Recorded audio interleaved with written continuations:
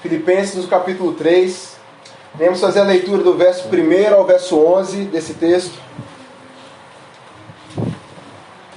Ouçamos com fé a palavra do nosso Deus. Ela que é lâmpada para os nossos pés e luz para os nossos caminhos. Assim diz o Senhor: quanto ao mais, irmãos meus, alegrai-vos no Senhor. A mim não me desgosta e é segurança para vós outros que eu escreva as mesmas coisas. Acautelai-vos dos cães, acautelai-vos dos maus obreiros, acautelai-vos dos da falsa circuncisão, porque nós é que somos a circuncisão, nós que adoramos a Deus no Espírito, e nos gloriamos em Cristo Jesus, e não confiamos na carne. Bem que eu poderia confiar também na carne. Se qualquer outro pensa que pode confiar na carne, eu ainda mais. Circuncidado ao 8º dia, da linhagem de Israel, da tribo de Benjamim, hebreu de hebreus, quanto à lei, fariseu, quanto ao zelo, perseguidor da igreja, quanto à justiça que há na lei, irrepreensível. Mas o que para mim era lucro, isto considerei perda, por causa de Cristo. Sim, deveras considero tudo como perda, por causa da sublimidade do conhecimento de Cristo Jesus, o meu Senhor, por amor do qual perdi todas as coisas e as considero como refúgio para ganhar a Cristo e ser achado nele, não tendo justiça própria que procede de lei, senão a que é mediante a fé em Cristo, a justiça que procede de Deus, baseada na fé, para o conhecer e o poder da sua ressurreição e a comunhão dos seus sofrimentos, conformando-me com ele na sua morte, para de algum modo alcançar ressurreição dentre os mortos. Amém. Amém. Meus irmãos, oremos mais uma vez. Peçamos a Deus que possa iluminar nossos corações pelo seu Espírito, para que nós possamos compreender a sua palavra e que ela possa nos dar vida, que ela possa nos transformar essa noite. Deus querido, no nome de Jesus Cristo, o nosso profeta, é que nós te pedimos, Senhor, Tu abra nossos corações agora, nossos olhos, nossos ouvidos, para que a Tua palavra, encontrando morada em nossas vidas, gere frutos para a glória do Teu santo nome. Confessamos, Senhor Deus, que sem Ti nada podemos fazer. Confesso, ó Deus, que sem Ti eu não posso fazer nada. Por isso eu te peço, Senhor Deus, que o Senhor possa, segundo a Tua misericórdia, falar aos nossos corações, instruir-nos na Sua verdade, e nos conduzir, Senhor Deus, a uma vida centrada na justiça de Cristo, uma vida centrada no Evangelho. É o que pedimos, Senhor Deus, no nome de Jesus. Amém. Amém.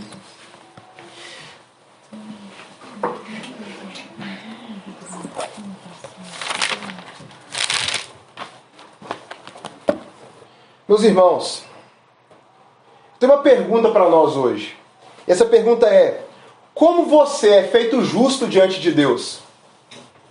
Como você é feito justo diante de Deus? Essa pergunta é totalmente importante se nós quisermos de fato nos alegrarmos no Senhor, conforme o apóstolo Paulo nos diz aqui no versículo 1.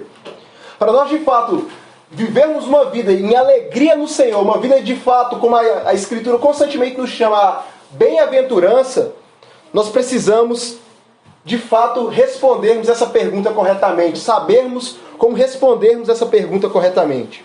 Pois como nós aprendemos em todas as Escrituras, mas principalmente no Salmo 32, de 1 a 2, bem-aventurado é aquele cuja iniquidade é perdoada, cujo pecado é coberto. Bem-aventurado é o homem que o Senhor não atribui iniquidade. Paulo diz em Romanos 8, versículo 1, em Romanos 4, versículo 24 ao 5, 2, agora, pois, já não há condenação para os que estão em Cristo Jesus. A saber, capítulo 4, a saber, a nós que cremos naquele que o ressuscitou dentre os mortos, a Jesus, nosso Senhor, o qual foi entregue por causa das nossas transgressões e ressuscitou por causa da nossa justificação. Justificados, pois, mediante a fé, temos paz com Deus, por meio do nosso Senhor Jesus Cristo, por intermédio de quem obtivemos igualmente acesso pela fé a essa graça na qual estamos firmes e gloriamo-nos na esperança da glória de Deus. Essa doutrina da justificação, a doutrina para sabermos como somos justos diante de Deus, é uma das doutrinas mais principais, uma das doutrinas mais preciosas E ela é uma das doutrinas mais atacadas pelos falsos cristãos, tanto na época de Filipos, tanto na época de Paulo falando para Filipos, como também nos nossos dias. Essa é uma das doutrinas mais caras para nós como cristãos, mas também uma das doutrinas mais atacadas, menos compreendidas, mais adulteradas, a doutrina da justificação pela fé. E hoje, essa noite, nós iremos responder essa pergunta, baseado nesse texto que o apóstolo Paulo nos deu. Nós responderemos como nós somos feitos justos diante de Deus. Mas primeiro, antes de nós entrarmos especificamente no nosso texto, nós precisamos antes saber o seguinte: o que então é justificação? Essa doutrina, meus irmãos, é uma doutrina que, ao longo da história da igreja, ela foi perdida. Quando nós paramos para olhar a igreja medieval, a igreja antes dos reformadores, aquela igreja que tirou a Bíblia das pessoas comuns, colocaram várias e várias práticas que não estavam de fato nas Escrituras, elas mudaram aquilo que nós colocamos hoje como aquilo que é fundamental para a fé. Eles mudaram, levando ao homem a acreditar que para ser justo diante de Deus, você precisava de fé em Jesus Cristo, mas também de praticar boas obras, praticar também a caridade. Você precisava de fé em Jesus Cristo, mas você precisava também de mais alguma coisa. E ao longo da história da igreja, essa doutrina perdeu-se.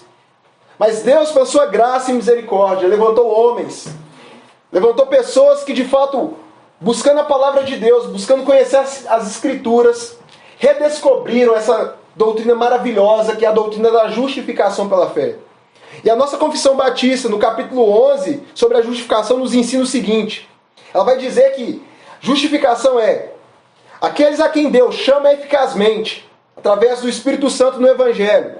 Ele também livremente justifica, não por meio da infusão de justiça neles, mas por perdoar os seus pecados e por considerar e aceitar suas pessoas como justos. Não por qualquer coisa neles operadas ou por eles feita, mas somente por causa de Cristo. Não lhes imputando como a sua justiça a própria fé, o ato de crer ou qualquer obediência evangélica, mas pela imputação da obediência ativa de Cristo a toda a lei e a obediência passiva em sua morte por sua completa e única justiça pela fé. Fé esta que eles não têm em si mesmos, pois ela é um dom de Deus. A fé, assim recebendo a Cristo e descansando nele e em sua justiça, é o único instrumento da justificação. Ainda assim, ela não está sozinha na pessoa justificada, mas sempre encontra-se acompanhada de todas as outras graças salvíficas, e não é uma fé morta, mas uma fé que opera pelo amor. A doutrina da justificação, segundo a Escritura, ela nos mostra que a justificação é um ato da livre graça de Deus, aonde Ele perdoa todos os nossos pecados e nos aceita como justos diante dEle, diante dos seus olhos, somente pela justiça de Cristo, imputada a nós e recebida somente pela fé. Essa é a verdade da justificação. É um ato livre de Deus. Deus faz isso tão somente pela sua vontade, tão somente porque Ele é soberano, tão somente porque Ele é o único que pode declarar homens justos. Mas não por nossas obras, não pela nossa vida, mas tão somente por causa de Cristo Jesus, que Ele nos aceita na sua presença, nos colocando sobre nós, nos declarando, nos imputando sobre nós a justiça de Cristo, a qual nós recebemos ela somente pela fé. Por que essa é uma doutrina tão atacada, meus irmãos? Por que essa doutrina é tão odiada pelos homens? A explicação para isso é óbvia. Os homens pecadores eles sempre odiaram saber que eles são totalmente incapazes de poderem ser aceitos diante de Deus pelas obras que fazem. Eles odeiam saber que o que nós fazemos não pode nos tornar aceitos. Os homens sempre querem encontrar diante de Deus algum tipo de mérito. Os homens sempre querem trazer para si algum tipo de vanglória. E por isso que essa doutrina da justificação pela fé ela é tão odiada nos nossos tempos. Ela é odiada porque ela humilha o homem.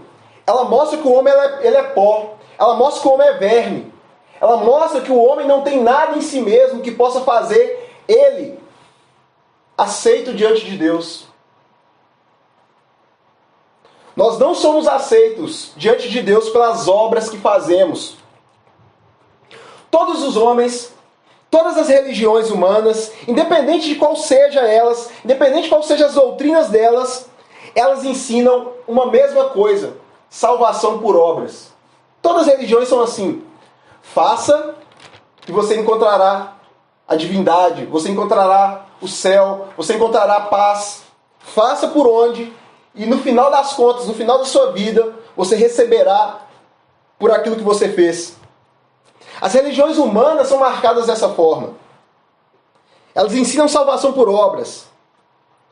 E os pecadores todos confiam na sua carne, confiam na sua força, confiam no que eles podem fazer. Por isso que essa doutrina é tão odiada. Porque a doutrina bíblica tira do homem qualquer tipo de poder para fazer por onde Deus o aceitar. E ela nos mostra que Deus nos aceita tão somente por Jesus Cristo. Por isso que essa doutrina, para nós, ela é tão cara. E essa doutrina, Lutero vai dizer que ela diferencia o que é uma verdadeira igreja de uma falsa igreja. Porque essa doutrina é central para o Evangelho de Cristo. Quando você não tem a doutrina da justificação, você já não tem mais Evangelho. Porque se a pessoa é salva por Jesus mais qualquer outra coisa, meus irmãos, Jesus já não vale mais de nada. Você já perdeu Jesus.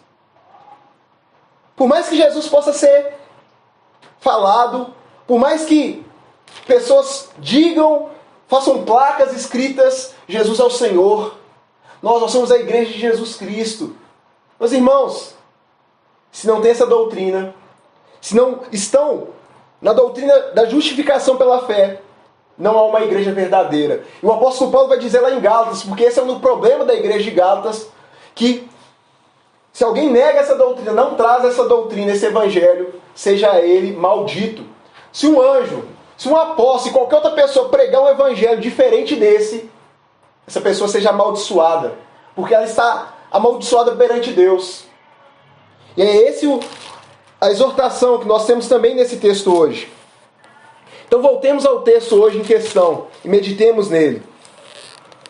Meus irmãos, vamos recordar algumas coisas. O apóstolo Paulo está escrevendo para a igreja de Filipos, uma igreja que ele plantou. Ele ensinou o fundamento da fé, ensinou o evangelho para aquela igreja. E agora, depois de provavelmente 10 anos, Paulo agora preso, a igreja de Filipos enviou Epafrodito até a Paulo para levar uma oferta, para levar uma mensagem da situação do que eles estão passando. Aquela igreja era uma igreja fiel ao Senhor. Mas como toda igreja fiel, ela estava passando por perseguições. Todos aqueles que buscam viver piedosamente passam por perseguições. A cultura, o mundo estava levantando contra aquela igreja. Mas não somente pessoas de fora. Também falsos mestres estavam entrando naquela igreja. Então nós temos visto até aqui que Paulo mostra que Cristo deve ser central na vida. Ele falou isso no capítulo 1. Depois Paulo mostra que a igreja deve servir uns aos outros. No capítulo 2. E nós vimos nos últimos sermões esse aspecto de ser servos, de estarmos sempre em humildade, estarmos sempre imitando a Cristo e colocando o próximo muito mais importante que nós mesmos.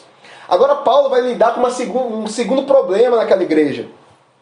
Se o primeiro problema era o problema do quê? Dos irmãos ainda ter confusão, pessoas pensando em si mesmos, agora Paulo vai lidar com um problema que é muito grave naquela igreja. Falsos mestres estavam entrando ali, ensinando para aquela igreja uma salvação, uma aceitação diante de Deus, não somente pela fé em Jesus Cristo, mas por meio das obras da lei cerimonial. Especialmente a circuncisão. Um dos ataques que a igreja primitiva teve ao longo dos seus primeiros séculos foi o ataque dos judaizantes. O que eram essas pessoas? Pessoas que diziam que foram convertidas a Jesus, mas eles queriam ainda colocar suas doutrinas cerimoniais, como circuncisão, uma dieta alimentícia específica, as festas religiosas, a guarda do sábado, dentro da necessidade para ser os homens, os gentios especialmente, serem aceitos diante de Deus e pudessem caminhar em santificação. Então, aqueles falsos mestres falavam, não, você precisa de Jesus. Mas Jesus era um judeu. Então você precisa das doutrinas do judeu. Você precisa das tradições dos judeus. E esses falsos mestres entravam nas comunidades sorrateiramente. Porque eles arrogavam para si o quê? Nós somos judeus. Nós somos do povo de Jesus. Só que eles introduziam dentro das comunidades o falso ensino. O apóstolo Paulo, então, ele quer exortar essa igreja. Que não fosse seduzida, que não desse voz a esses falsos mestres. E o apóstolo Paulo, então, vai nos mostrar um aspecto, como eu iniciei dizendo, de como nós podemos, de fato, viver uma vida alegre. Por quê? Porque, meus irmãos, o legalismo, qualquer ensino que não é o evangelho, ele de fato aprisiona o homem. Quando não é o evangelho pregado, quando a nossa vida não está centrada no evangelho, meus irmãos, o fardo que recai sobre o homem é um fardo pesado da religiosidade, é um fardo pesado de um legalismo, de leis, que não são aquilo que é os preceitos do evangelho, os preceitos da Sagrada Escritura, mas são leis humanas. E isso de fato rouba a alegria do homem. Não a alegria de como o mundo a pensa, mas a alegria verdadeira, que é conhecer a Cristo, estar nele, viver com ele para a glória de Deus, viver a verdadeira liberdade que Deus nos proporciona por meio do seu Filho. O apóstolo Paulo começa o capítulo 3, o versículo 1, dizendo o seguinte: quanto ao mais, irmãos meus, alegrai-vos no Senhor. A mim não me desgosta e é segurança para vós outros que eu escreva as mesmas coisas. Meus irmãos, para Paulo repetir os mesmos ensinos, falar das mesmas coisas, para a alegria dos cristãos, ele repete aquilo que já era básico, importante, fundamental na igreja, que era essa doutrina da justificação. Porque o apóstolo Paulo quer de fato a alegria dos crentes no Senhor. Porque não existe alegria fora de Cristo. Esse chamado, essa exortação à alegria, é porque, assim como nós temos visto ao longo da carta de Filipenses, é o chamado do crente que anda com Jesus. A vida cristã não é uma vida de tristeza e decepções, angústias, por mais que o mundo possa nos trazer isso. Por mais que as situações às vezes nos levem a isso, o que Deus nos chama é uma alegria nele. E essa alegria só provém por meio do Senhor. Não é uma alegria porque todas as coisas estão acontecendo super bem conosco, que nós não passamos por nenhuma dificuldade, mas é uma alegria no Senhor, é em quem Cristo é. E quem Cristo é para nós. É quem o Senhor Jesus é agora, que foi exaltado sobre toda a terra, que sai destra de Deus Pai, e agora dá salvação para aqueles que o buscam, aqueles que são dele. O apóstolo Paulo então chama aquela igreja ao quê? A se alegrar no Senhor. Diante daquele ataque dos fariseus, dos falsos mestres, dos judaizantes, Paulo chama aquela igreja a olhar para Cristo e se alegrar nele. E para Paulo ele vai dizer: não me desgoste, é segurança que eu vos escreva as mesmas coisas. Meus irmãos, nunca é cansativo falar do Evangelho. Nunca é cansativo ouvir as mesmas coisas, o Evangelho. O mundo hoje em dia, em muitas igrejas que se dizem cristãs, perderam a graça do Evangelho. Eles perderam a graça no Evangelho. E por isso eles inventam tantas coisas. Eles falam de tudo, menos do Evangelho. Eles falam de todas as coisas possíveis. Tudo se torna um alvo, tudo se torna um foco, tudo se torna uma mensagem, menos o Evangelho. E quando você perde isso, você já mostra uma realidade muito triste. É a realidade que o engano, o falso ensino já está permeado naquela igreja. Quando os cristãos não aguentam mais ouvir o Evangelho. Quando as pessoas, mesmo cristãs, se dizem cristãs, você vai falar de Cristo para ela, ela fala assim: vamos falar de outra coisa. Não, você só fala de Bíblia, você só fala de Jesus. Não, fala de outra coisa.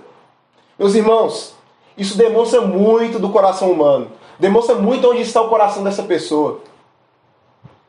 Na minha caminhada eu conheci muitas pessoas, estava falando isso com a Raquel hoje mais cedo, que elas queriam sair das quatro paredes, elas queriam ir para a rua, abraçar o mundo, elas queriam servir outras pessoas, e nada disso é errado. Coisas boas, bacanas, legais. Só que aquelas pessoas nunca falavam de Cristo para as outras pessoas. Elas iam para a rua, abraçavam, levavam sopa, levavam pão. Queria sentar com as pessoas, queria orar com as pessoas, mas nunca falava do Evangelho para essas pessoas. E foram essas mesmas pessoas que eu conheci ao longo da minha caminhada, que hoje, a grande maioria delas, estão longe de Cristo. Se desviaram, se perderam. Por quê? Porque Cristo nunca foi o centro da alegria delas. Porque Cristo nunca foi a coisa mais importante da vida delas. Elas se focaram em outras coisas. E muitas vezes nós somos tentados a colocar nossas alegrias em outras coisas. Até mesmo sendo cristãos. Nós podemos colocar nossas alegrias em alguns preceitos da palavra de Deus para nós. Você coloca suas alegrias em como a Bíblia te fala como ter uma boa família. Como a Bíblia me fala como ser uma boa pessoa. Como a Bíblia me fala de como eu ser uma pessoa mais moral. A gente pode colocar nossas alegrias naquilo também que acontece conosco. Como Deus tem nos abençoado.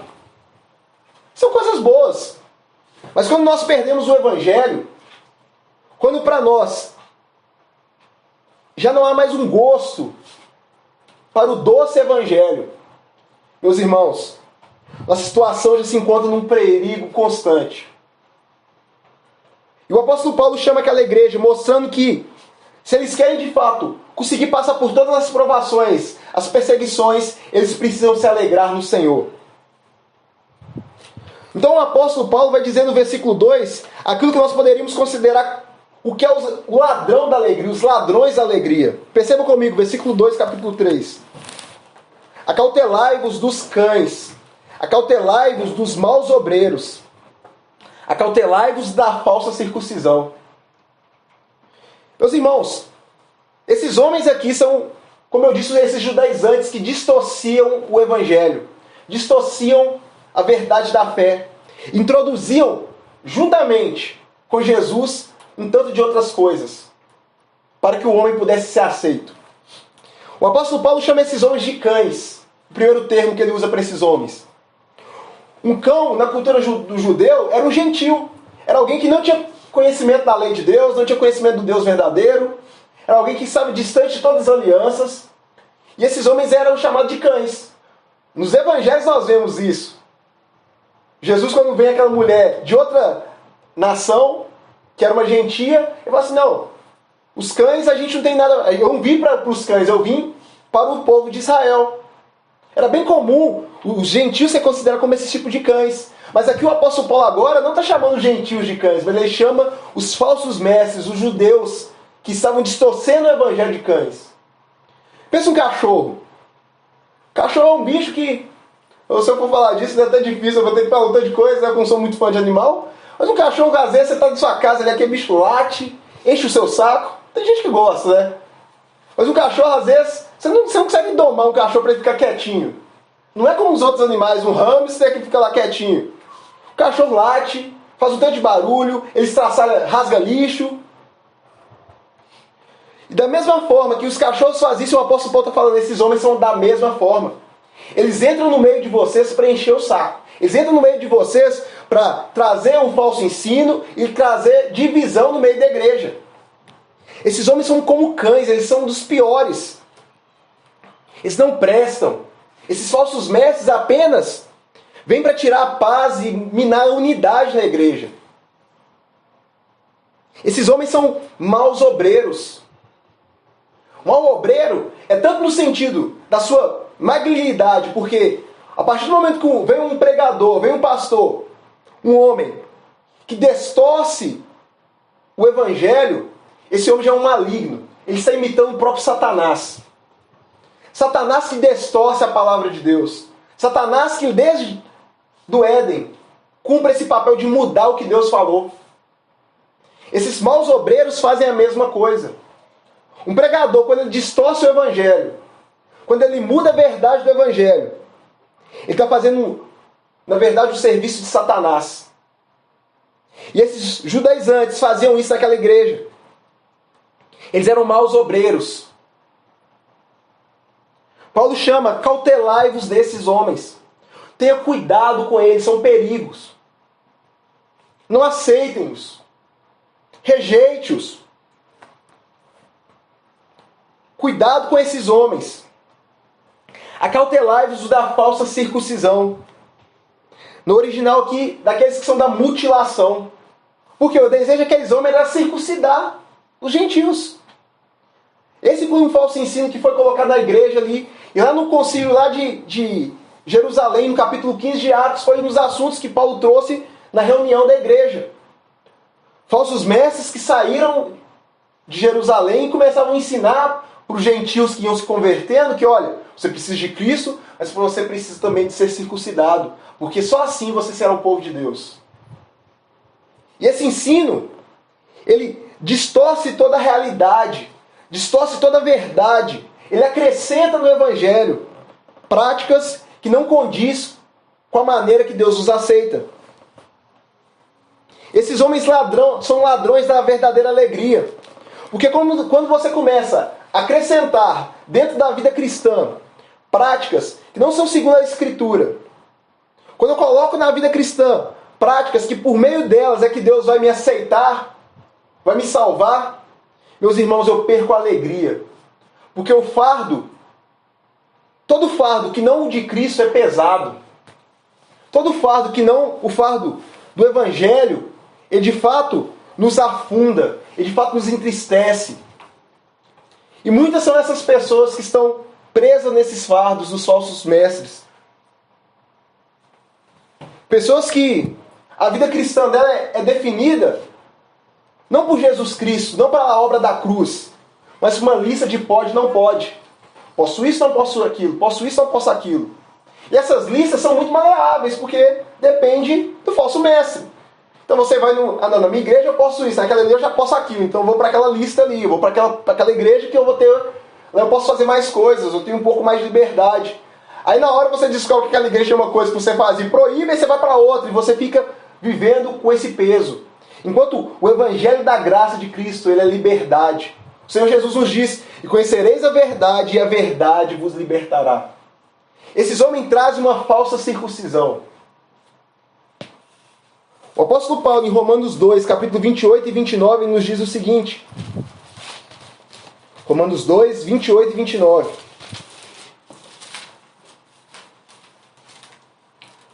Porque não é judeu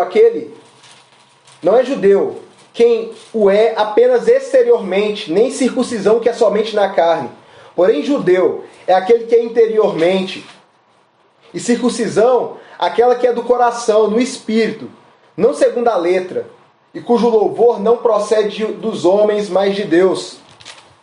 A verdadeira circuncisão, ela acontece no coração.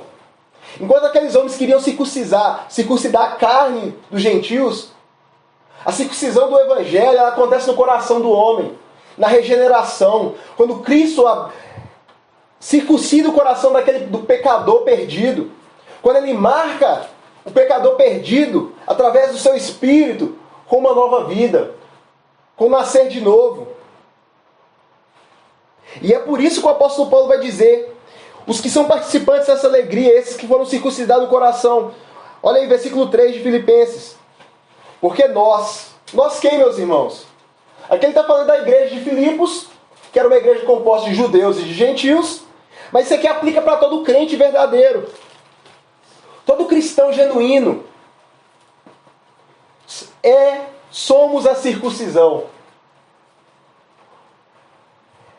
Todo o cristão verdadeiro são aqueles a qual as promessas do Evangelho, as promessas da graça foram feitas. São os verdadeiros cristãos que são a verdadeira Israel de Deus.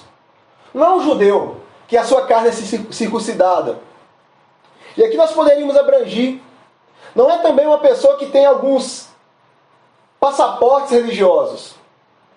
Ah não, mas um dia eu fui batizado. Ah, eu tenho uma carteirinha de membro. Não, porque os que são da circuncisão, os que são povo de Deus, são nós que adoramos a Deus no Espírito. Meus irmãos, somente pessoas que foram regeneradas, somente pessoas a qual Deus, pela sua livre graça, perdoou os pecados. Pessoas a qual Deus aceita diante de seus olhos como justos, não somente pela obra de Cristo Jesus, que agora podem adorar a Deus no Espírito. Porque Deus é Espírito e importa que seus adoradores o adoram em Espírito e em verdade. É somente os verdadeiros crentes que podem agora prestar culto diante de Deus. E somente podem isso porque eles são aceitos por Jesus Cristo. Aceitos em Jesus Cristo. E aqui nós vemos qual é o propósito dos crentes. Meus irmãos, nossa salvação é para que nós possamos adorar a Deus. Os participantes da verdadeira alegria são aquelas pessoas que adoram a Deus. O desejo da vida deles é adorar a Deus sempre. Eles querem viver para a glória de Deus. A vida deles resume em uma adoração total a Deus, em todas as coisas, em todas as áreas. Ele quer adorar a Deus no seu trabalho, ele quer adorar a Deus na sua família, ele quer adorar a Deus no culto com os irmãos. Porque a vida dele ele foi circuncidado no coração. Ele adora a Deus no Espírito, de maneira espiritual. Ele quer adorar a Deus não segundo as imaginações dos homens, mas segundo a palavra de Deus. Um verdadeiro adorador, ele não se contenta em adorar a Deus com as invenções humanas, com as sugestões de Satanás. Mas o desejo dele é adorar a Deus conforme o Senhor prescreveu na palavra. Por quê? Continuemos versículo 3. Porque os verdadeiros adoradores se gloriam em Cristo. A glória deles está em glorificar a Cristo. A glória deles está no próprio Jesus. E por isso eles querem cada vez mais fazer somente aquilo que Jesus ensina. Eles querem viver uma vida para a glória e louvor de Cristo. A glória deles não está na sua própria formosura, não está na pompa. A glória deles está em Cristo. O coração deles é devoto a Jesus. E por isso, como eu falei no início, os verdadeiros crentes, os circuncidados, não tem mais sentido a vida deles girarem fora de Cristo. Um verdadeiro cristão não tem como ele ser um cristão às escondidas. Um cristão que ninguém sabe. Porque agora o desejo dele é glorificar a Deus e fazer que outros também glorifiquem a Deus. Ele adora o Senhor, ele quer também fazer outros discípulos para que adorem a Cristo. Ele quer que a glória de Cristo seja manifesta em todas as esferas do mundo. Um verdadeiro adorador, ele está focado no Senhor.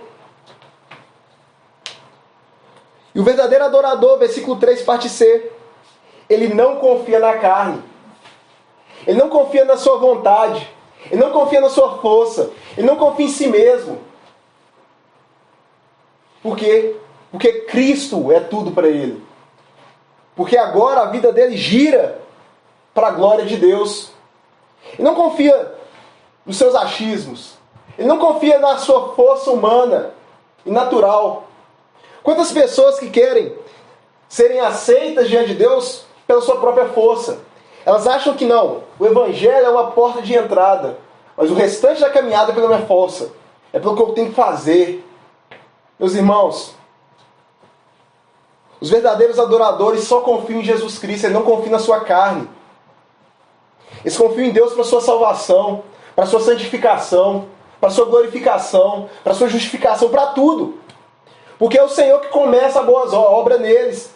E ele sabe que é o Senhor que termina essa boa obra. Meus irmãos, como nós somos tentados a confiar na nossa carne. Como nós somos tentados diariamente a confiar no que nós fazemos. Acreditarmos que Deus tem nos aceitado porque nós temos andado uma vida justa, piedosa. Acreditar que Deus tem nos aceitado porque nós temos lido as nossas Bíblias todos os dias. Acreditar que Deus tem nos aceitado porque nós temos orado todos os dias, porque a gente não tem caído nos pecados como o mundo cai, porque nós somos bons trabalhadores, bons pais de família, bons filhos. Meus irmãos, isso é confiar na carne. Deus não nos aceita por nada dessas coisas. Deus nos aceita tão somente pelo seu Filho, por Jesus Cristo. Todas essas coisas, como veremos, é reflexo de um crente. É reflexo de um adorador que quer que Deus seja santificado em tudo. que a glória de Cristo seja vista em toda a vida, mas nós não confiamos na nossa carne. Por isso que nós temos várias exortações bíblicas. Olha, os que são de pé, cuidado que não caiam. Nunca devemos confiar na nossa força, na nossa carne, como aqueles falsos mestres tentavam ensinar para a igreja. Meus irmãos, quanto hoje ainda, pessoas que vivem uma vida cristã sem paz, porque ele acreditou que um dia a salvação dele foi porque ele fez uma escolha. Aí Deus o salvou. Mas agora, ele acredita que a salvação dele é mantida por ele mesmo. Eu tenho que continuar me esforçando para que Deus continue me salvando. Porque senão, se eu falhar, acabou. Eu me perdi. Meus irmãos, isso é confiar na sua própria força. São pessoas que não têm paz com Deus. Eles olham ainda para Deus com medo. Porque qualquer coisinha para eles é motivo que Deus agora odiá-los. Meus irmãos, Paul Washer diz que nós damos vários e vários motivos para que Deus nos abandonasse, para que Deus nos desamparasse, para que Deus nos odiasse. Mas nenhum desses motivos é suficiente. Porque quando Deus quis nos salvar, não foi por prata nem ouro, não foi por nossas obras, mas foi pelo sangue do seu precioso Filho. Foi Jesus Cristo que foi derramado, foi a vida dele que foi derramada naquela cruz para que nós hoje, que confiamos nele somente, pudéssemos ser aceitos, perdoados, justificados, salvos diante dele. Os verdadeiros adoradores não confiam na carne. Mas o apóstolo Paulo, então, ele vai dizer um pouco da experiência dele. Paulo vai mostrar para a igreja de Filipos se alguém poderia, então, confiar na carne, e esse era ele. Se fosse a carne, se fosse as obras, se fosse o que nós fazemos, o que nos garantia, nos dá garantia diante de Deus, Paulo era a primeira pessoa a poder ser aceito diante de Deus pelo que faz. E Paulo vai mostrar que foi o contrário. Perceba comigo, versículo 4 ao 6, Paulo vai dizer o seguinte: bem que eu poderia confiar também na carne. Se qualquer outro pensa que pode confiar na carne, eu ainda mais. Circuncidado ao 8º dia, da linhagem de Israel, da tribo de Benjamim, hebreu de hebreus, quanto à lei, fariseu, quanto ao zelo, perseguidor da igreja, quanto à justiça que há na lei, irrepreensível. Meus irmãos, Paulo aqui, ele nos dá o currículo dele. Paulo mostra a identidade que ele tinha antes de Cristo. Paulo mostra como era a vida dele antes de encontrar a verdadeira alegria. E perceba, o currículo de Paulo era um currículo que aos olhos humanos, aos olhos da religião, especialmente dos judeus, era um currículo elevadíssimo. Ele vai dizer, versículo 5, eu fui circuncidado ao 8º dia. Paulo era uma pessoa que, o primeiro ritual que um judeu recebia para ser aceito como um povo de Deus, era o ritual da circuncisão, que Deus ordenou para Abraão lá em Gênesis 15. E Paulo fala, eu fui circuncidado certinho ao 8º dia. Eu tinha aquilo que era o sinal que mostrava que eu era um judeu. Mas não somente isso. Eu era da linhagem de Israel, da tribo de Benjamim. Paulo está querendo dizer, olha, se eu pegasse minha genealogia, a minha família, eu não sou uma pessoa que meu pai casou com uma pessoa de outra tribo ou de outro povo e por isso eu nasci. Não, eu nasci de uma descendência legítima do povo de Israel. Eu sou da tribo de Benjamim. E olha, a tribo de Benjamim era uma tribo muito importante na história bíblica. Por quê? Porque foi a tribo que ficou juntamente com o povo, a tribo de Judá, a tribo do rei, do reinado. As outras 10 tribos se dispersaram, tinha outro rei, e foi, consequentemente, outros deuses futuramente. Mas a tribo de Benjamim foi a única tribo que ficou juntamente com Judá, que foi fiel ao reinado que Deus tinha dado. Então, isso era uma vanglória muito grande.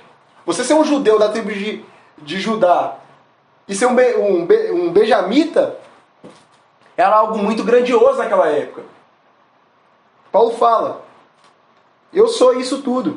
A minha descendência pode ser vista nos anais. Ele diz também, eu sou hebreu de hebreus. O que isso quer dizer? Paulo não era apenas um descendente, mas Paulo também sabia falar a língua do seu povo. Que naquela época de Paulo, muitas pessoas já não sabiam falar mais o aramaico, o hebraico. Mas Paulo continuava falando essa língua. Uma língua que quando você falava ela, os verdadeiros judeus ficavam ali abismados. Porque era uma língua somente de pessoas, de fato, que que eram judeus verdadeiros sabiam ainda falar. Eram pessoas que ao longo das descendências foram ensinando para os seus filhos. E Paulo fala, eu sou um hebreu de hebreus. E quanto à lei, quanto ao entendimento da lei, Paulo vai dizer, eu era um religioso fariseu.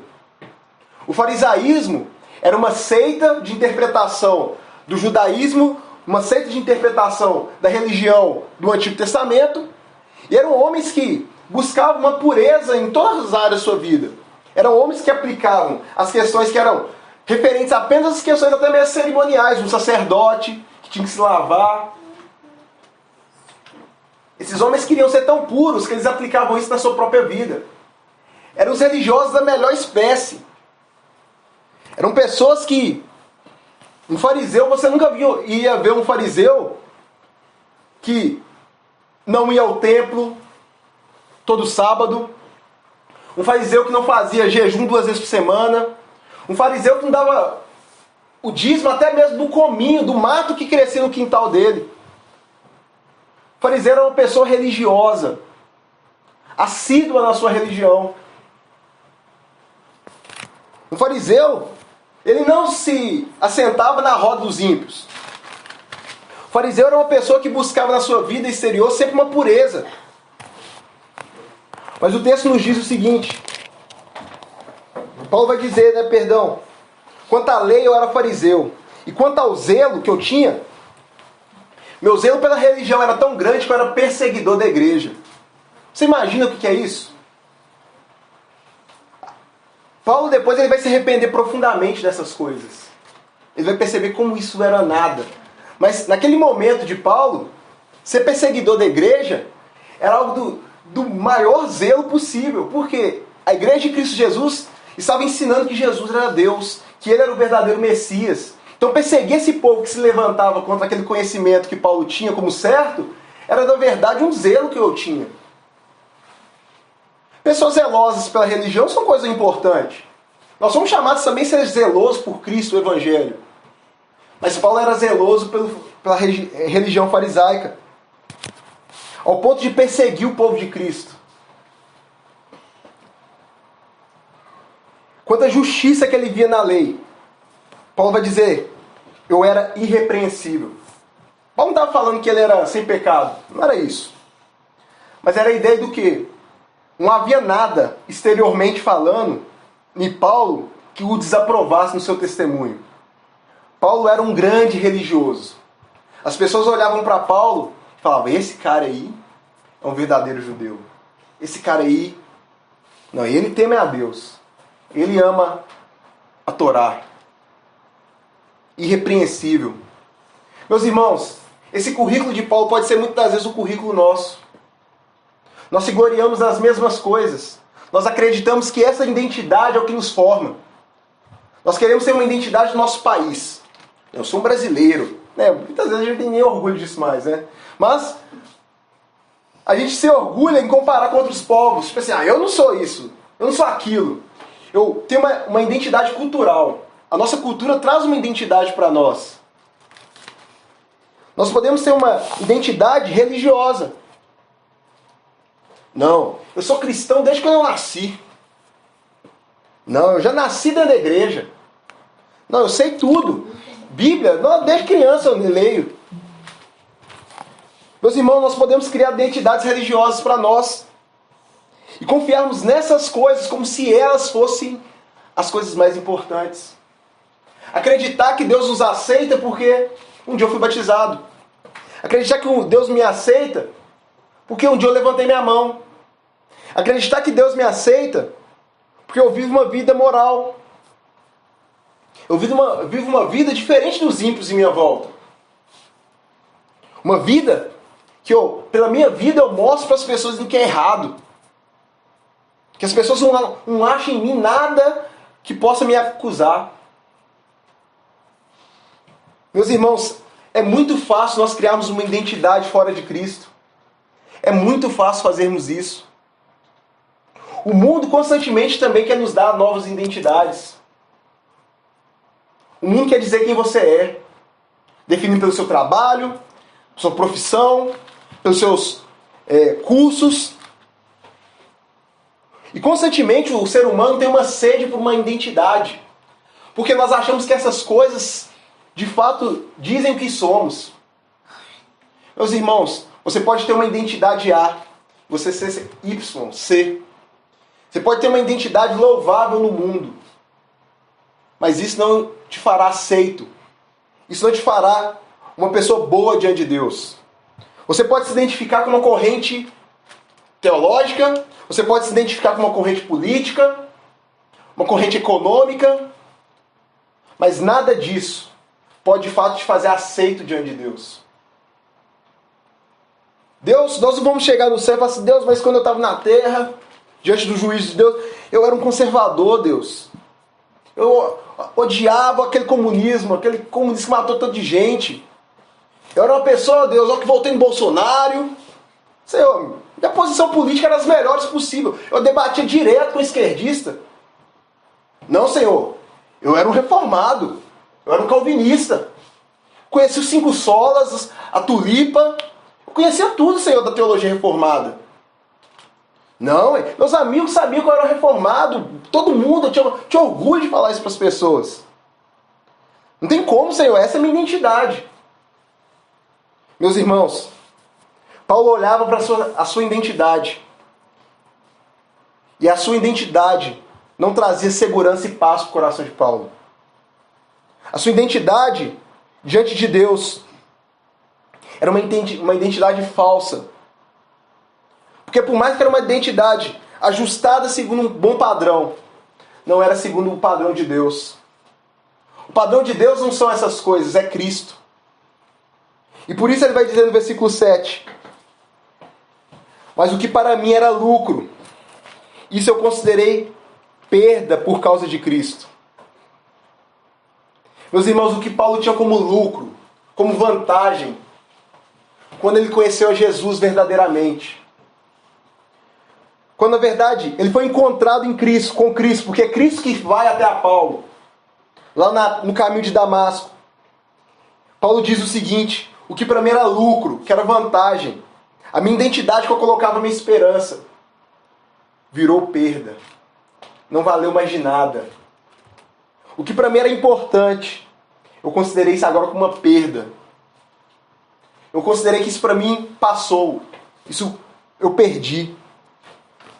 E Paulo não perdeu isso porque ele encontrou uma identidade um pouquinho melhor no mundo.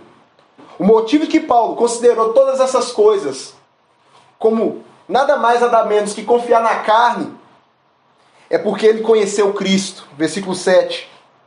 Eu considerei tudo isso perda por causa de Cristo. Meus irmãos, quando temos um encontro de fato genuíno com Cristo, é quando de fato conhecemos a Cristo, que toda a nossa vida passada, tudo aquilo que era importante para nós, de renome, de boa fama, se torna nada. Essas coisas não mais importam. Porque conhecer a Cristo é conhecer a vida. Enquanto Paulo buscava a sua própria vida, meus irmãos, ele estava perdendo vida. Enquanto Paulo buscava salvar a si mesmo, no seu currículo, com a sua identidade, na verdade, ele estava caminhando a passos largos para o inferno. A alma dele, enquanto confiava em si mesmo, confiava nessas coisas, estava indo por apenas um caminho. É o caminho de todos os homens, dos mais religiosos aos menos religiosos. Porque nós podemos pensar, então Axel, então vamos rejeitar essas coisas, vamos cair para o resto. Mas não, aqui é qualquer tipo de identidade. Seja ela muito religiosa, seja ela também muito libertina. Qualquer identidade fora de Cristo, ela não vale nada. E Paulo, quando ele encontra Cristo, ele percebe claramente essa verdade. Abra comigo. Paulo, ele vive aquilo que o Senhor Jesus disse. Lá em Mateus, capítulo 13, versículo 44.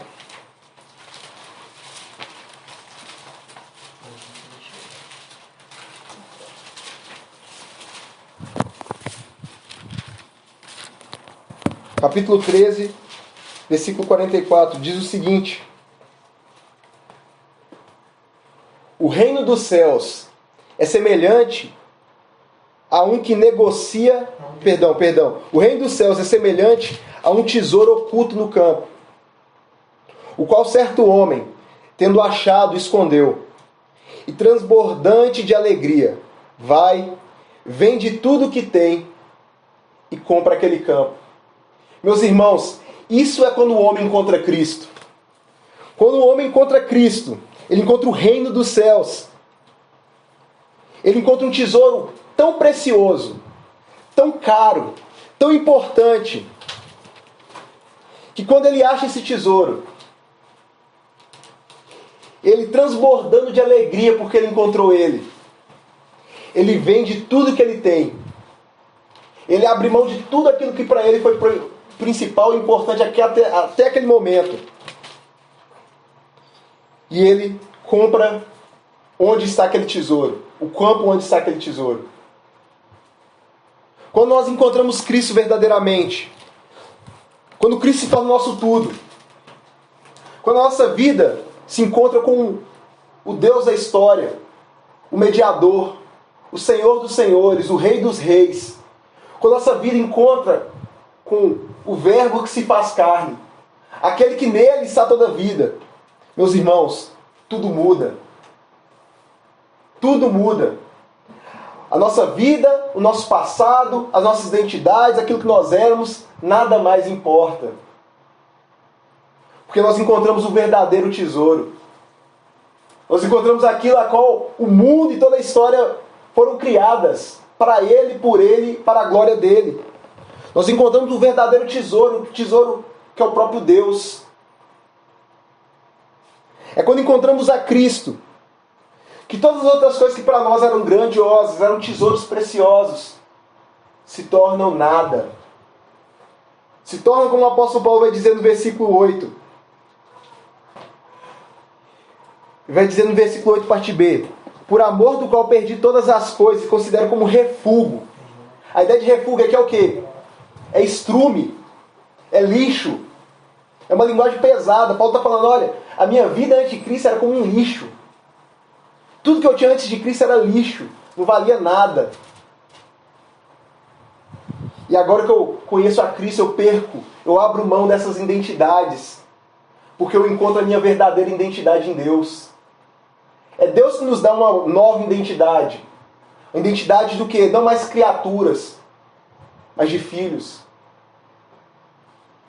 Versículo 8 ele vai dizer: sim, deveras considero tudo como perda, por causa da sublimidade do conhecimento de Cristo. Agora, porque eu conheço a Cristo, sou conhecido dele, tudo é perda. As outras coisas, meras ilusões. As outras coisas, trivialidades, vaidades, vapores. Porque agora, conhecendo Cristo, eu encontrei vida. Meus irmãos, essa é a vida de todos aqueles que são encontrados em Cristo. São encontrados por Cristo. E que encontram Ele, nele o seu Salvador perfeito, nele o seu mediador, nele o seu profeta, nele o seu sacerdote, nele o seu rei, nele o seu cabeça, nele a sua vida, nele o seu caminho. Quando o homem encontra Cristo, e o Cristo da Escritura, o Cristo da palavra, não o Cristo dos religiosos, das falsas igrejas, não o Cristo da cultura, mas o Cristo da Escritura, as outras coisas são consideradas como perdas. Paulo vai dizer, por causa da sublimidade do conhecimento de Cristo. Porque conhecer a Cristo, meus irmãos, é muito maior que riquezas, do que poder, do que sabedoria. Conhecer a Cristo não se compara com nada neste mundo. Nem se nós tivéssemos um próprio mundo particular, isso não se compararia com conhecer Cristo. Conhecer a Cristo é o propósito da nossa existência. Como Agostinho diz, nós somos criados para Deus. E nós só encontramos descanso quando descansamos em Deus, quando repousamos nele. E quando Paulo encontra Cristo, a vida dele é transformada. E agora, todas as outras coisas não valem mais nada. Ele abre mão de tudo. Quando ele fala para ganhar a Cristo, meus irmãos, Aqui ele não está ensinando a salvação por obras, não faz sentido. A ideia de ganhar a Cristo, quando Paulo está tratando aqui, é que agora ele quer que toda a sua vida seja conformada a Jesus. Ele quer que toda a sua vida Jesus possa reinar e habitar. Ele quer que em toda a sua vida possa de fato ser transformada por essa nova identidade. Se antes as identidades que Paulo tinha para si diziam quem ele era, agora tendo Cristo, encontrado Cristo, o tesouro verdadeiro, ele quer que isso também mude toda a vida dele. Paulo diz, antes de ser achado nele, para ganhar a Cristo, versículo 9, e ser achado nele. Porque agora ele vai falar sobre as causas e consequências de estar em Cristo, e ser achado nele, não tendo a justiça própria que procede da lei. Não é mais pelas obras, não é mais pelo que eu faço. A justiça própria, a justiça que eu tinha antes confiando na minha identidade, a justiça que eu tinha antes de estar nele, de ser achado nele. Senão aquela que é mediante a fé em Cristo. A justiça que procede de Deus, baseada na fé. Meus irmãos, é nisso que está a nossa verdadeira justiça. É quando Deus nos olha e nos aceita no seu amado. Certa feita, um homem puritano chamado John Bunyan, ele passou por muito tempo na sua vida com uma grande crise de fé. Porque ele olhava para a Escritura, olhava para o padrão de Deus, olhava para si mesmo e percebia sempre a sua miséria. Ele percebia que por mais que ele tentasse obedecer a Deus, ele sempre falhava. Um dia John Bunyan, muito triste, muito abatido por causa dessas coisas, ele está orando a Deus. E naquele momento, ele está orando em um campo, caminhando, orando. Ele pergunta, onde está minha justiça? Onde está minha justiça? E ele fala que no coração dele, a voz de Deus falou profundamente dizendo que a justiça dele não estava nele mesmo. A justiça dele estava sentada à destra de Deus Pai. A justiça dele estava em Jesus Cristo. Quando Deus queria olhar e achar justiça nele, ele não olhava para John Bunyan, ele olhava para Cristo. Meus irmãos, é isso que é ter uma justiça que procede de Jesus. É saber que somos aceitos agora por causa de Cristo. Quando Deus quer olhar para nós, quando Deus quis nos aceitar, Ele não olhou para nós mesmos, Ele olhou para o Seu Filho em nós. E pela fé nós tomamos participantes dessas bênçãos. A fé, ela é um meio. A fé é um tipo de canal. Não é a nossa fé que salva. O que salva é Cristo. Mas é por meio da fé, e somente pela fé, que nós recebemos a justiça de Deus. Deus não requer de nós uma vida de obediência para sermos aceitos. Deus não quer de nós um reconhecimento. Deus não quer de nós que nós sejamos grandes pessoas desse mundo, reconhecidas mundialmente. Deus nos chama a fé no Seu Filho. É isso que os crentes têm. E a fé que os crentes têm provém de Deus, é um dom de Deus. A justiça que nós temos é baseada na fé. Paulo aqui então, ele nos dá a respeito dos 3 tempos da salvação e das bênçãos que decorrem de quando pessoas são chamadas pelo Espírito a vir a Cristo. Os crentes recebem justificação, versículo 9, a justiça que procede não de lei, mas pela fé em Cristo. Mas Paulo vai dizer que também, através de estar em Cristo, nós também recebemos a santificação, versículo 10, para conhecer o poder da sua ressurreição e a comunhão dos seus sofrimentos, conformando-me com Ele na sua morte. Meus irmãos, os crentes que são justificados por Cristo, Cristo se torna apenas a justiça deles. Agora o Espírito de Deus começa a conformar esses homens a essa identidade nova que eles recebem. Esses homens agora começam a conhecer o poder da ressurreição na sua própria vida. Homens que estavam antes mortos, viviam segundo o curso desse mundo. Homens que viviam agora a sua vida totalmente contrária ao ter Cristo, receber pela fé a justiça de Cristo. Eles também recebem agora o poder e a ação do Espírito Santo no coração deles. A santificação é essa obra de Deus que agora, cada dia mais, o velho homem vai sendo mortificado, o novo homem vai sendo cada dia mais vivificado. Nós vamos crescendo cada dia mais ao quê? Ao amor a Deus, ao amor à sua palavra, ao amor à sua lei. Nós cada dia mais vamos se parecendo com Cristo.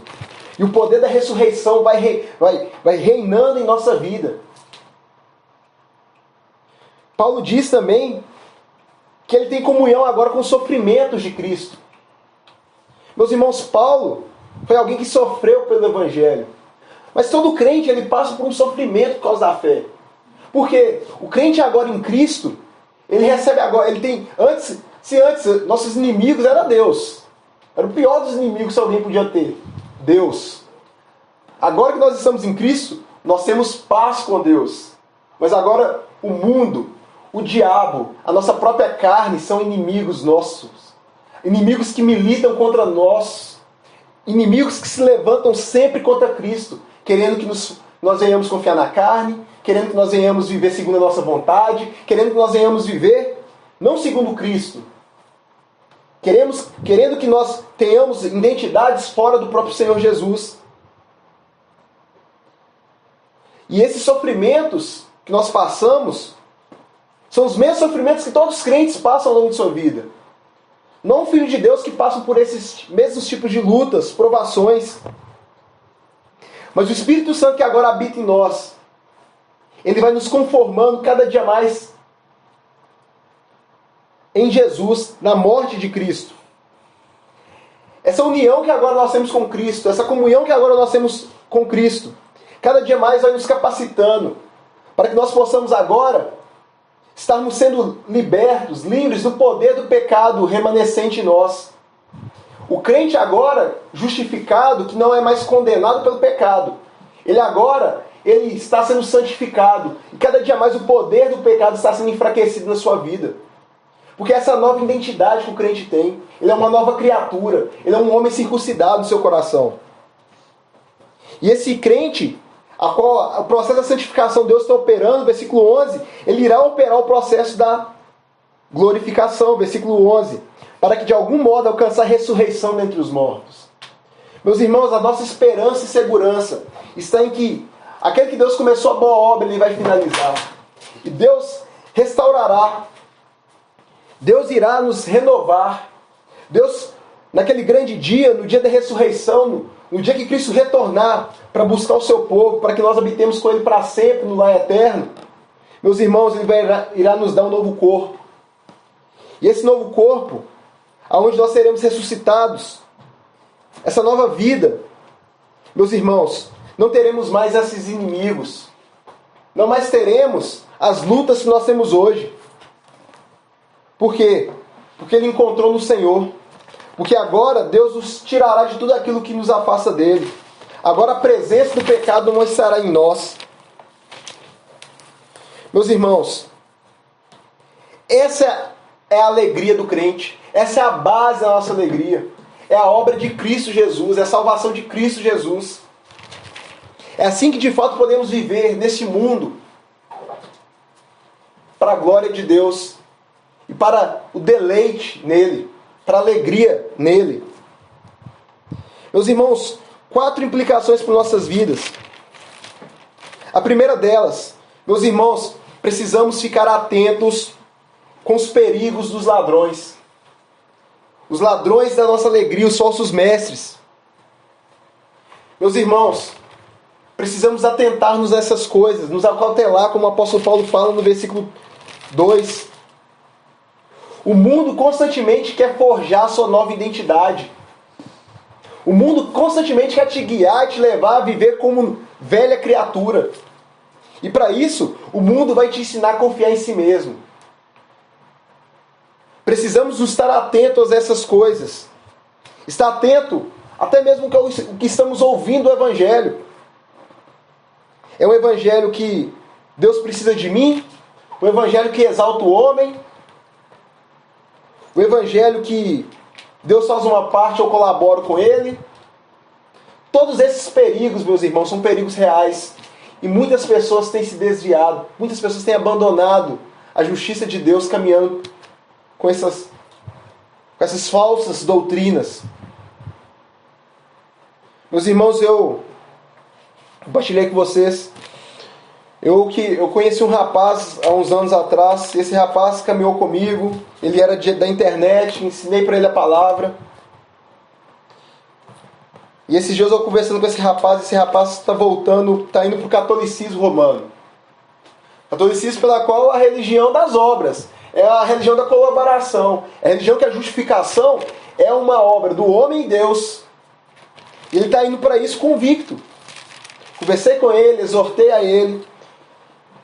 E por que disso? Porque ele foi seduzido. O coração dele foi seduzido. Foi seduzido pela pompa, foi seduzido pela glória humana, foi seduzido pelo intelectualismo, foi seduzido pelos tempos bonitos.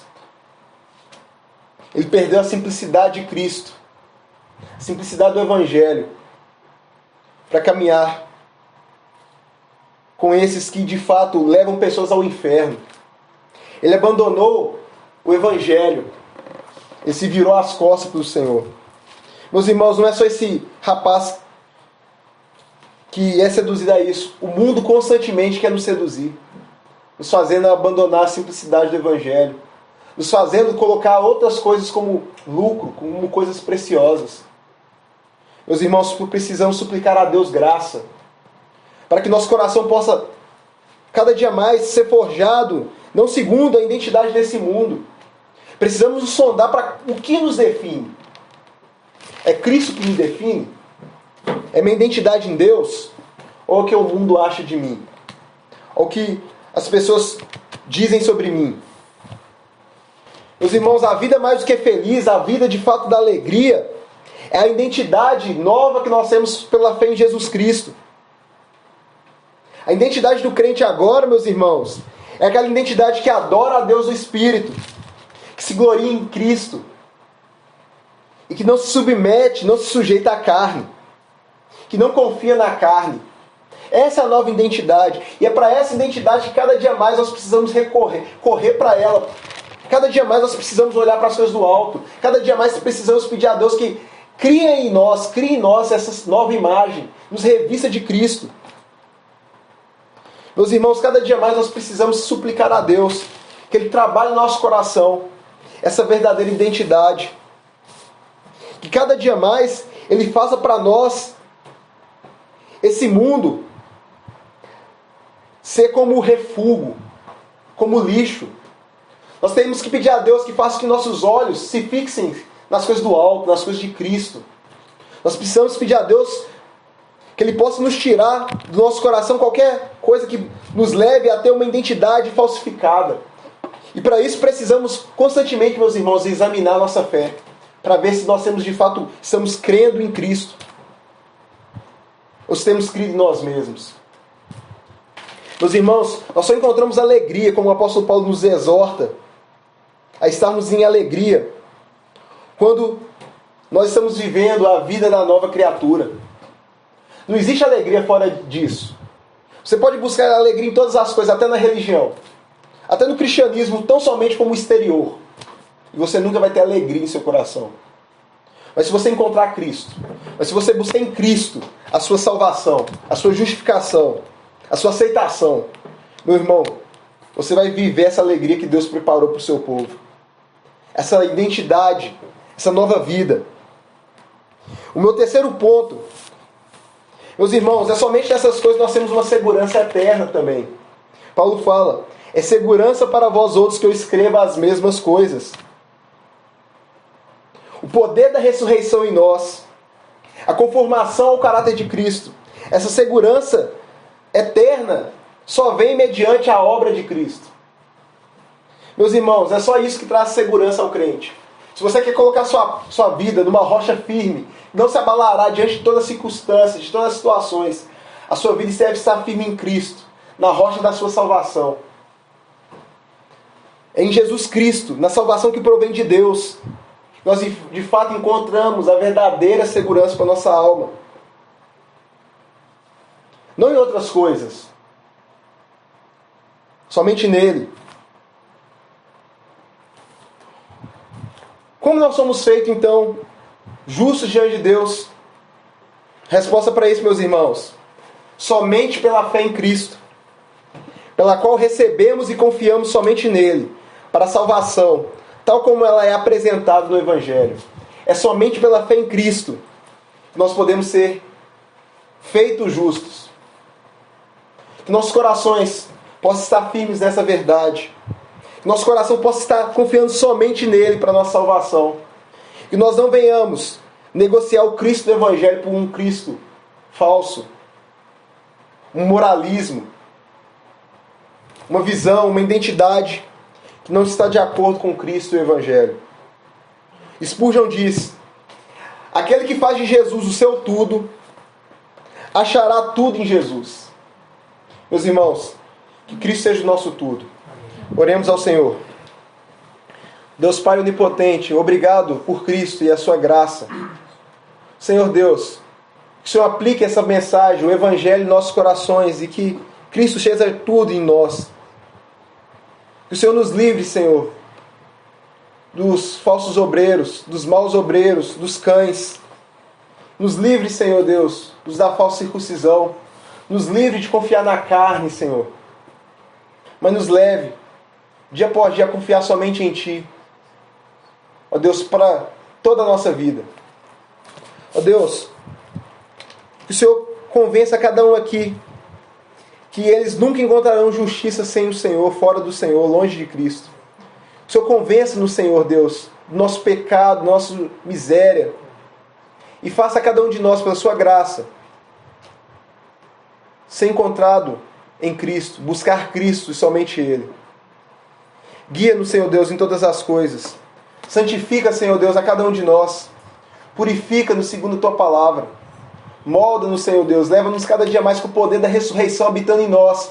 Nos leva, Senhor Deus, a ser moldado à imagem de Jesus. Que através do poder da morte de Cristo, cada dia mais os nossos pecados sejam mortificados com Ele. Que nós possamos, Senhor Deus, em Ti, alcançar, através, ó Deus, da Sua graça, através da Sua preservação, a perseverança dos santos. Para que possamos, ó Deus, até o último dia, continuar firmes, olhando para o autor e consumador da nossa fé, Jesus Cristo. Pedimos também, Senhor Deus, que o Senhor abençoe a nossa semana, nos conduzindo em todas as coisas, nos dando, Senhor Deus, cada dia mais, ó Deus, oportunidade de aprender do Senhor, a nos regozijar em Ti, se alegrar no Senhor, a crescer no Senhor e a servir, ó Deus, o Senhor e o nosso próximo. Dá-nos direção, Senhor Deus, para que nossa vida possa ser uma vida que, ó Deus, por causa da justiça, por causa da Sua obra, uma vida que busque, em todas as coisas, viver para Ti. É o que pedimos, Senhor, no nome de Jesus. Amém. Amém. Meus irmãos, recebamos a bênção final. Ora, o Deus da paz que tornou a trazer dentre os mortos a Jesus, nosso Senhor, o grande pastor das ovelhas,